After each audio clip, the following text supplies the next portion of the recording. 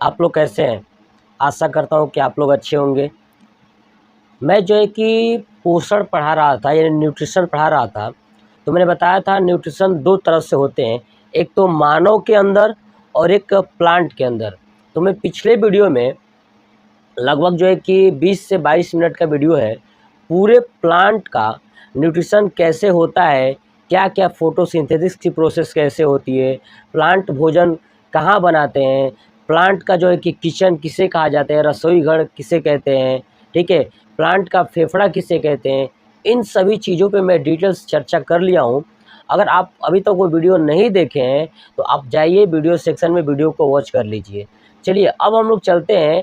आज मैं पढ़ाने वाला हूँ मानव के अंतर्गत पोषण।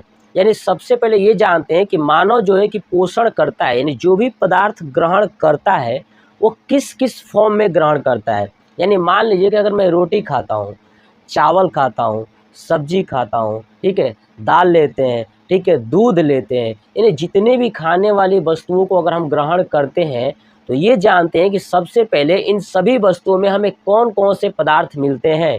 तो मैं आपको बता दूं कि जो भी पदार्थ हम लोग ग्रहण करते हैं, उसमें जो है कि carbohydrate, protein, fat, vitamin, mineral और जल, ये 6 चीज़ें मिलती हैं। मैंने बोर्ड पे भी आपको देखिएगा मैंने नोट कर दिया है, ठीक है? यानी carbohydrate, protein, fat, vitamin, mineral और जल, इतनी चीज़ें हम बाहर से ग्रहण करते हैं। जब हम इतनी चीज़ें ग्रहण करते हैं तो आपको सबसे इम्पोर्टेंट बात यही याद रखना है कि जो मानव किसी भोजन को ग्रहण करता है तो उसके अंदर क्या-क्या चीज़ें जाती हैं। तो carbohydrate, protein, fat, vitamin, mineral, जल, इतनी सारी चीज़ें जाती है।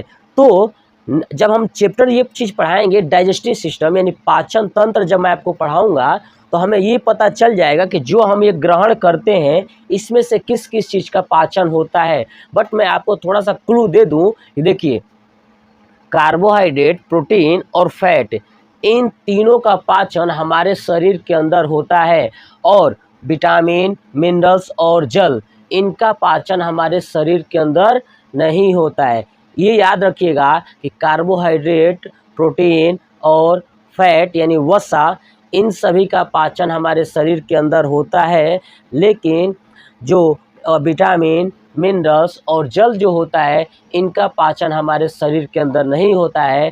तो कहाँ होता है, ये आपके मन में प्रश्न अगर उठ रहा है तो मैं बता दूं, इसका पाचन कहीं भी नहीं होता है, क्योंकि पाचन का मतलब यही होता है कि बड़े से बड़े पदार्थों को छोटे छोटे पदार्थों में तोड़ना ही पाचन कहलाता है। तो जो विटामिन होती है, मिनरल्स होता है, जल होता है, ऑलरेडी छोटे छोटे पदार्थ के रूप में ही होते हैं, इसलिए इनकी पाचन की ज़रूरत नहीं होती है। तो हम लोगों ने ये जान लिया कि जो हम भोजन ग्रहण करते हैं उसमें कार्बोहाइड्रेट, प्रोटीन, है ना, फैट, मिनरल्स, विटामिन और जल, ये सभी चीज़ें होती हैं। तो आज मैं अभी इस पार्ट में पूरा कार्बोहाइड्रेट बताने वाला हूँ कि कार्बोहाइड्रेट हम किस फॉर्म में ग्रहण करते हैं, ठीक है, कार्बोहाइड्रेट कितने प्रकार के होते हैं, जितनी भी डिटेल्स है कार्बोहाइड्रेट के ऊपर से आपको चुटकियों में याद कराऊंगा। ये पूरा वीडियो आप वॉच कर लीजिएगा। उसके बाद नेक्स्ट पार्ट में मैं प्रोटीन के बारे में बताऊंगा, उसके नेक्स्ट पार्ट में फैट के बारे में बताऊंगा, उसके नेक्स्ट पार्ट में विटामिन्स के बारे में पढ़ लेंगे, ठीक है, विटामिन्स और मिनरल्स के बारे में और जल के बारे में तो पढ़ना ही नहीं है।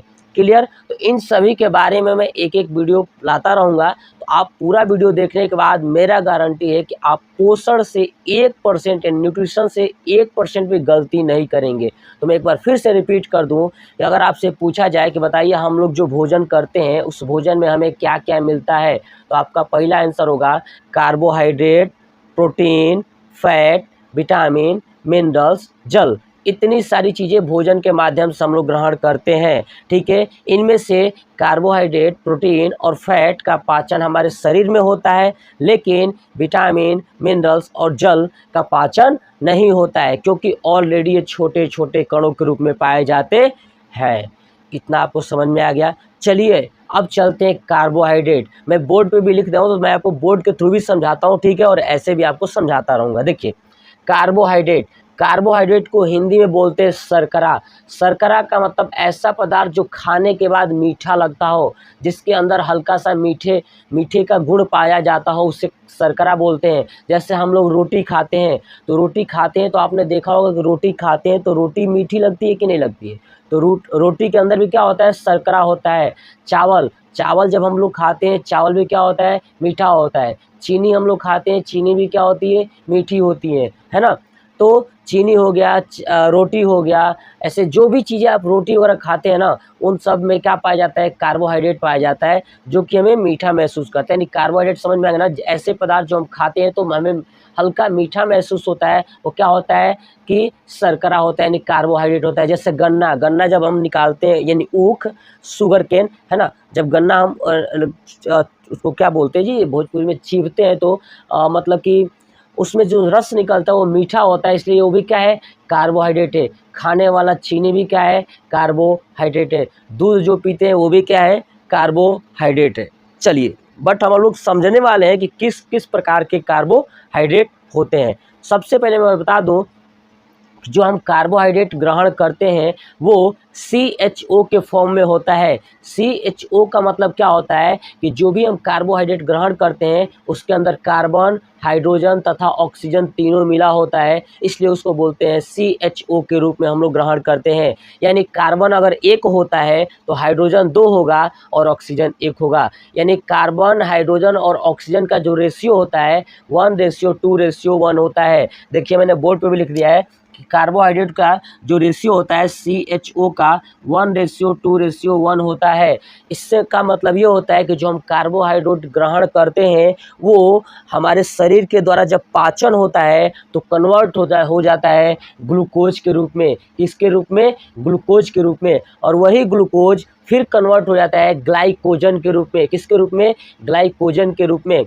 और वही ग्लाइकोजन हमारे शरीर के अंदर लीवर के पास स्टोर हो जाता है। जब डाइजेस्टिव सिस्टम पढ़ाऊंगा तो वहाँ पे पूरा बेसिक से आपको समझाऊंगा। अभी हम लोगों ने ये सीखा कि कार्बोहाइड्रेट CHO के रूप में हमारे शरीर के अंदर जाता है, जिसकी रेशियो जो है कि 1:2:1 होता है। क्लियर। जैसे कि ग्लूकोज C6H12O6, C6H12O6 याद रखिएगा कि ग्लूकोज का जो फार्मूला होता है C6H12O6 होता है। दूसरा चीज़, कार्बोहाइड्रेट जो होता है ना उसका यूनिट क्या है, यानी कार्बोहाइड्रेट बना किससे है, तो आप याद रखिएगा सेकेराइड से। किससे बना है, सेकेराइड से। मैंने बोर्ड पे भी वो चीज़ को नोट कर दिया है। आपसे पूछा जाए कि बताइए जो हम लोग कार्बोहाइड्रेट खाते हैं वो कार्बोहाइड्रेट बना किससे है, तो सेकेराइड से। किससे बना है, सेकेराइड से। यानी कार्बोहाइड्रेट का जो यूनिट होता है वो होता है सेकेराइड। अगर मैं बात करूं कि अगर हम 1 ग्राम कार्बोहाइड्रेट खाते हैं तो हमें कितना ऊर्जा मिलता है, तो आप याद रखिएगा 4.2 कैलोरी ऊर्जा मिलती है। यानी अगर हम 1 ग्राम कार्बोहाइड्रेट ग्रहण करते हैं ना तो हमें 4.2 कैलोरी ऊर्जा मिलती है। जब मैं आपको तीनों बता दूंगा, कार्बोहाइड्रेट, प्रोटीन और फैट, ठीक है, और विटामिन, तो पता चल जाएगा कि कौन कौन सी हमें ऊर्जा प्रदान करती है। तो चलिए मैं इस यहाँ पे बता देता हूँ। देखिए, कार्बोहाइड्रेट, प्रोटीन और फैट, इन तीनों से हमें ऊर्जा मिलता है ना। तीनों को खाते हैं तो हमें ऊर्जा मिलता है, लेकिन विटामिन, मिनरल्स और जल, इनसे हमें ऊर्जा नहीं मिलता है। तो क्या मिलता है, तो मैं बता दूं, विटामिन हमें रोगों से रक्षा प्रदान करता है, मिनरल्स उसकी सहायता करता है, और जल जो है कि इन सभी को कंट्रोल करके रखता है, नियंत्रित करके रखता है भोजन को, सबको, है ना, कि ताकि ये थोड़ा सा मेंटेन हुआ करके रहे। तो मैंने ये समझा दिया कि कार्बोहाइड्रेट अगर आप 1 ग्राम खाते हो तो उसमें क्या मिलेगा, 4.2 कैलोरी ऊर्जा मिलेगा। तो आपके लिए कंपटीशन के लिए पूछा जाता है कि 1 ग्राम कार्बोहाइड्रेट अगर ग्रहण किया जाता है तो कितना कैलोरी ऊर्जा मिलता है, तो 4.2। अगर मैं बात करूं कि जो कार्बोहाइड्रेट है, कार्बोहाइड्रेट का फार्मूला क्या होता है, CnH2nOn, CnH2nOn। मैंने बोर्ड पे भी लिख दिया ताकि आपको याद हो जाए। अब चलिए, अब हम लोग जानते हैं कि कार्बोहाइड्रेट कितने प्रकार की होती हैं। तो मैं बता दूं कि कार्बोहाइड्रेट को 2 भागों में बांटा गया है, यानी इसके 2 प्रकार हैं। एक होता है सिंपल कार्बोहाइड्रेट और दूसरा होता है कॉम्प्लेक्स कार्बोहाइड्रेट, ठीक है ना। मैं यहाँ पे लिखा हूँ सिंपल कार्बोहाइड्रेट और यहाँ पे लिखा हूँ कॉम्प्लेक्स कार्बोहाइड्रेट, ठीक है ना। तो चलिए जानते हैं कि सिंपल कार्बोहाइड्रेट क्या होता है। ऐसे कार्बोहाइड्रेट जिसके अंदर ग्लूकोज के जो अणु होते हैं एक ही होते हैं, उससे हम सिंपल कार्बोहाइड्रेट कहते हैं। यानी जिसके अंदर ग्लूकोज के अणु या अणुओं की संख्या एक होती है, ठीक है, उसे हम सिंपल कार्बोहाइड्रेट कहते हैं। और कॉम्प्लेक्स कार्बोहाइड्रेट क्या होता है? ऐसे कार्बोहाइड्रेट जिसके अंदर दो या दो से अधिक, ठीक है ना, दो या दो से अधिक अणु होते हैं, उसे हम कॉम्प्लेक्स कार्बोहाइड्रेट कहते हैं। तो यानी हमको समझ में आ गया सिंपल कार्बोहाइड्रेट क्या होता है? ऐसे कार्बोहाइड्रेट जिसके अंदर एक अणु होते हैं, कार्बोहाइड्रेट के एक अणु होते हैं, उससे हम सिंपल कार्बोहाइड्रेट कहते हैं। सिंपल कार्बोहाइड्रेट में एक आता है मोनोसेकेराइड। कौन आता है? मोनोसेकेराइड। तो याद रखिएगा सिंपल कार्बोहाइड्रेट के अंदर आता है मोनोसेकेराइड। और मोनोसेकेराइड के अंदर आप याद रखिएगा कि जो मोनोसेकेराइड होता है उसके अंदर एक ही अणु होते हैं कार्बोहाइड्रेट के, इसलिए इसको कहा जाता है मोनोसेकेराइड। अर्थात कह सकते हैं कि जितने भी सिंपल कार्बोहाइड्रेट हैं उनको पाचन के लिए ज़्यादा ज़रूरत नहीं होता है, यानी नॉर्मल ही उनकी पाचन हो जाती है, उनमें ज़्यादा दिक्कत नहीं होता है, क्योंकि ये सिंपल है जिसमें एक ही अगर कार्बोहाइड्रेट पाया जाता है तो सोचिए एक कार्बोहाइड्रेट की पाचन करने की ज़रूरत ही नहीं है। मतलब समझ रहे हैं कि एक इंसान को मारना हो तो ज़्यादा लोगों की ज़रूरत नहीं पड़ेगी। बस वही है, सिंपल कार्बोहाइड्रेट को पचाने के लिए किसी ज़्यादा चीज़ों की ज़रूरत नहीं पड़ती है। सिंपल कार्बोहाइड्रेट में आता है मोनोसेकेराइड। क्या आता है? मोनोसेकेराइड। और कॉम्प्लेक्स कार्बोहाइड्रेट में आता है डाइसेकेराइड या ओलिगोसेकेराइड, और दूसरा आता है पॉलीसेकेराइड। याद रखिएगा 3 सेकेराइड है जो कि एक सिंपल में आता है, 2 कॉम्प्लेक्स में आते हैं। सिंपल में आता है मोनोसेकेराइड, कॉम्प्लेक्स में आता है कि ओलिगो या डाइसेकेराइड, ओलिगोसेकेराइड या डाइसेकेराइड, और दूसरा आता है पॉलीसेकेराइड। क्लियर ना? चलिए अब हम लोग जानते हैं कि मोनोसेकेराइड क्या होता है। मोनोसेकेराइड मैंने बता दिया कि जिसके अंदर एक ही अणु होते हैं कार्बोहाइड्रेट के, वो मोनोसेकेराइड कहलाते हैं। तो मोनोसेकेराइड का एग्जाम्पल मैं बता दूं तो आप याद रखिएगा मोनोसेकेराइड यानी जिसमें एक ही होते हैं, तो एक गर्लफ्रेंड एक बॉयफ्रेंड यानी GF, है ना, गर्लफ्रेंड GF याद रखिएगा, GF है ना। मोनोसेकेराइड में GF का मतलब G से होता है कि ग्लूकोज, है ना, मैंने लिखा है G का मतलब ग्लूकोज, F का मतलब फ्रुक्टोज, है ना।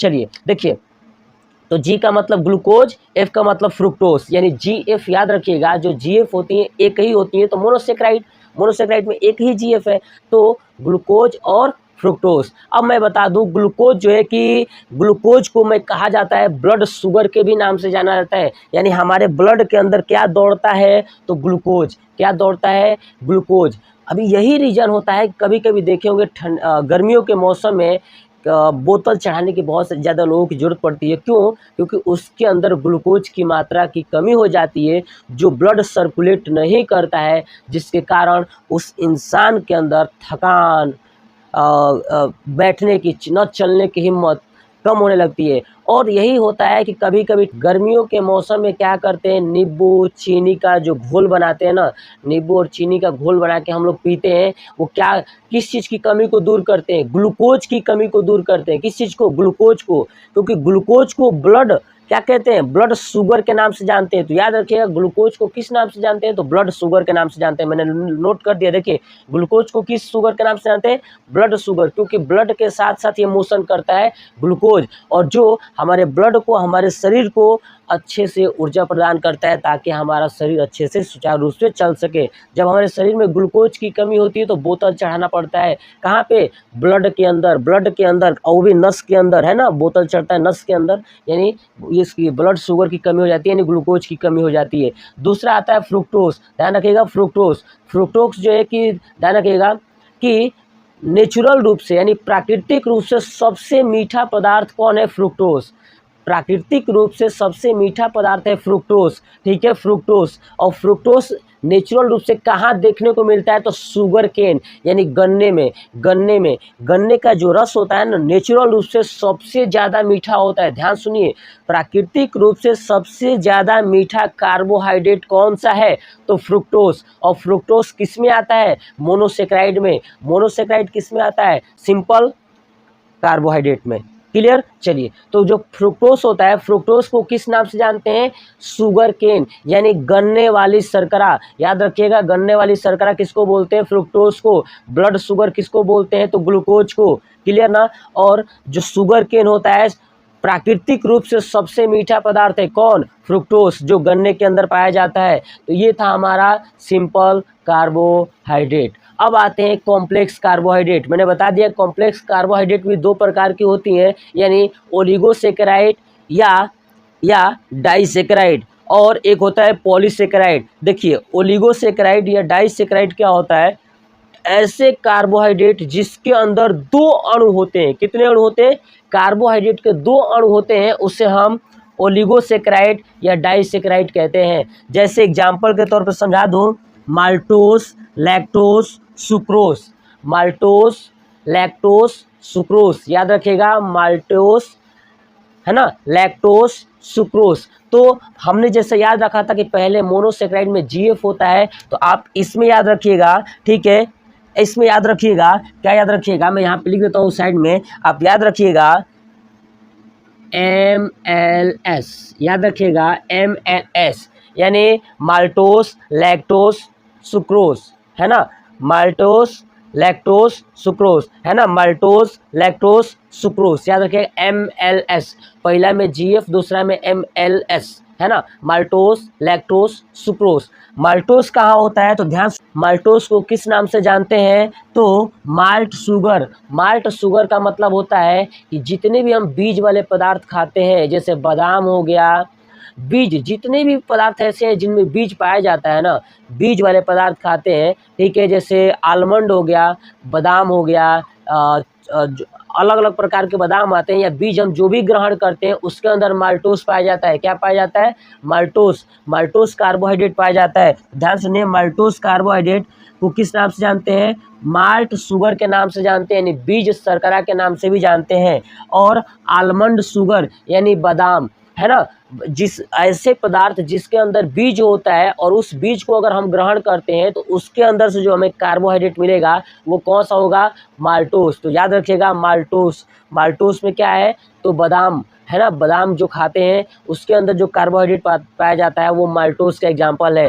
दूसरा हमने बताया था लैक्टोस। देखिए, लैक्टोस क्या होता है? लैक्टोस को मिल्क शुगर के नाम से जानते हैं, यानी अगर आपसे कोई पूछे, बताइए जो दूध होता है, दूध के अंदर कौन सा कार्बोहाइड्रेट पाया जाता है? तो ध्यान रखिएगा, लैक्टोस। कौन सा? लैक्टोस। मिल्क शुगर इस कार्बोहाइड्रेट को कहते हैं, तो लैक्टोस को कहते हैं। याद रखिएगा, लैक्टोस को मिल्क शुगर कहा जाता है। और ऊपर मैंने बताया था माल्टोस। माल्टोस को किस नाम से जानते हैं? बादाम। बादाम यानी आलमंड शुगर, है ना, या माल्ट शुगर, ठीक है। माल्ट शुगर या आलमंड शुगर यानी बादाम वाला कार्बोहाइड्रेट कहा जाता है। किसको? माल्टोस को। और दूध वाला कार्बोहाइड्रेट किसको कहेंगे, या मिल्क शुगर किसको कहेंगे? लैक्टोस को कहेंगे। उसके बाद आता है सुक्रोज। क्या आता है? सुक्रोज। सुक्रोज का मतलब चीनी, शुगर। शुगर की बात कर रहा हूँ, जो हम लोग चीनी खाते हैं, खाने वाला शुगर, या टेबल पर रख के खाते हैं, इसलिए उसको बोलते हैं टेबल शुगर, यानी चीनी बोलते हैं। तो चीनी के अंदर कौन सा कार्बोहाइड्रेट होता है? सुक्रोस होता है। क्या होता है? सुक्रोस होता है। और चीनी का फार्मूला आप याद रखिएगा,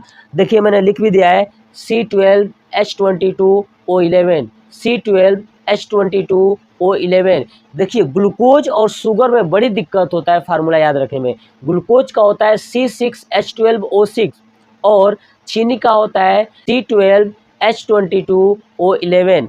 C12H22O11 होता है। क्लियर ना। तो ये था हमारा कौन सा? ओलिगोसेकेराइड या डाइसेकेराइड। इसमें इसके अंदर क्या याद रखना था? पहला था मोनोसेकेराइड, दूसरा था ओलिगोसेकेराइड या डाइसेकेराइड। तो मोनोसेकेराइड में जीएफ होता था और ओलिगोसेकेराइड या डाइसेकेराइड में क्या होता था? MLS, माल्टोस, लैक्टोस, सुक्रोस, है ना। जीएफ मतलब ग्लूकोज और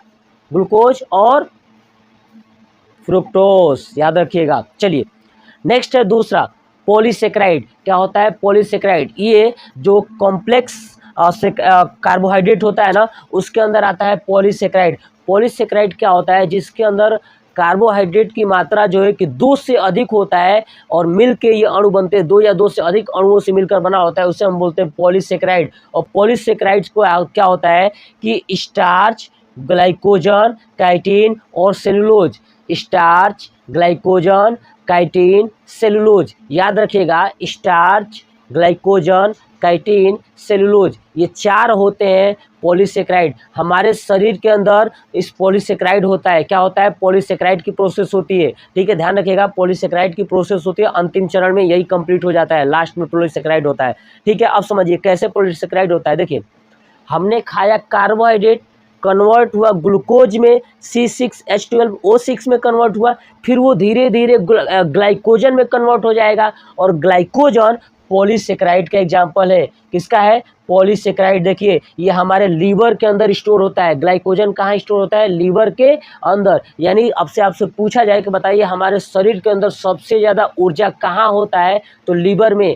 किस रूप में? ग्लाइकोजन के रूप में। किस रूप में? ग्लाइकोजन के रूप में। यानी मानव शरीर के अंदर जो ऊर्जा होता है स्टोर, कार्बोहाइड्रेट का ऊर्जा, वो ग्लाइकोजन के रूप में लीवर के अंदर होता है। लेकिन अगर आपसे पूछा जाए स्टार्च, ग्लाइकोजन, काइटिन, है ना, और सेलुलोज, ये 4 होते हैं किसमें? पॉलीसेकेराइड में। देखिए, स्टार्च क्या होता है कि जितने भी पेड़ पौधे हैं अपना भोजन स्टार्च के रूप में अपने अंदर स्टोर करके रखते हैं, स्टार्च के रूप में, जिसको बोलते हैं मंड।